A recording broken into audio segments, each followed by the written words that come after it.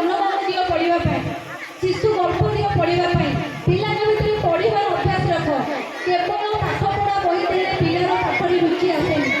छोट छोट कहानी कहतु छोट छोट कहानी बही दिंतु निजे से बहीटी खोली पिला बड़े पाठ पढ़तु जन्मदान हो शिशु गल्प हो गोटे अध्याय पढ़तु पिला के शुणुची पिला के बुझुची थरे करके देखतु पिला खुशी हम आपण खुशी हेबे एमती गोटे समय आसब आपण को कष्ट करी पिला को पाखु समय लागू पड़ोनी पिला बड़ हेले से तार समय अपन को दब किंतु आपण शिशु को एबे निजर समय दो। धन्यवाद। पंचायत समिति को स्वागत करवा आगे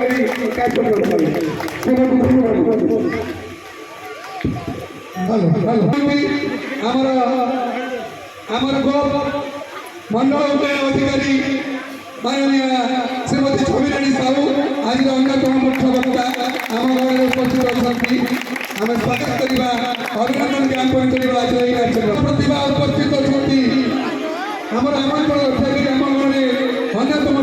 विशिष्ट अतिथि श्रीजुक्त हिमांशु भूषण सम्राट अतिरिक्त जिला शिक्षा अधिकारी पुरी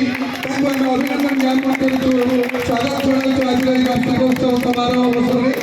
आम गाँव उपस्थित रही आम आतिथ्य स्वीकार कर स्वागत जनाऊँ कृतज्ञता ज्ञापन करूँ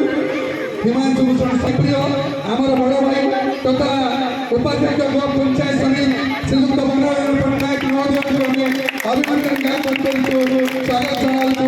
श्रीजुक्त मनोरंजन पट्टनायक उपाध्यक्ष पंचायत समिति आपण मानू स्वागत करुअछि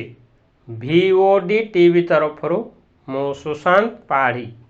अभिभावक नजर पिला उपरे रहिबा एकांत जरूरी अटे। गोपो शिक्षा मंडल अधीनस्थ गणेशपुर पंचायत अंतर्गत शिशु उन्नीत उच्च प्राथमिक विद्यालय 10म वार्षिक उत्सव अनुष्ठित। उक्त विद्यालय प्रधान शिक्षक शिवदत्त नायक सभापतित्व अनुष्ठित यह वार्षिक उत्सव मुख्य अतिथि भाव झुन्नू मल्लिक अध्यक्षा पंचायत समिति गोप मुख्य वक्ता भाव छविराणी साहू मंडल उन्नयन अधिकारी गोप पंचायत समिति विशिष्ट अतिथि भाव हिमांशु भूषण समरथ पूरी जिला अतिरिक्त शिक्षाधिकारी सम्मानित अतिथि भाव बनरंजन पट्टनायक गोप पंचायत समिति उपाध्यक्ष प्रमोद राय 11 नंबर जिला परिषद जोन जिला परिषद सभ्य गणेशपुर पंचायतर सरपंच प्रभात बेहेरा सुशील कुमार ब्रह्मा गोप मंडल शिक्षाधिकारी गोप अजय कुमार रथ सभापति शिक्षक समन्वय समिति गोप सरोज कुमार मिश्र साधारण संपादक शिक्षक समन्वय समिति गोप अभय कुमार भट्ट शिशु उन्नीत उच्च प्राथमिक विद्यालय परिचालना कमिटी सभापति देवाशीष प्रधान CRCC गणेशपुर नोडाल UP मुख्य वक्ता तांको अभिभाषण प्रसंग रे अभिभावकों को परामर्श देथिले। नजर पिलामानंको उपरे रहिबा एकांत जरूरी अटे। तत्सहित सरकारी विद्यालय ही उत्तम शिक्षानुष्ठान जेउठी ग्रामांचलर गरीब श्रेणीर अभिभावकों पिलामाने उत्तम शिक्षा ही चरित्र गठन और सफलतार मापकाठी। एही अवसर रे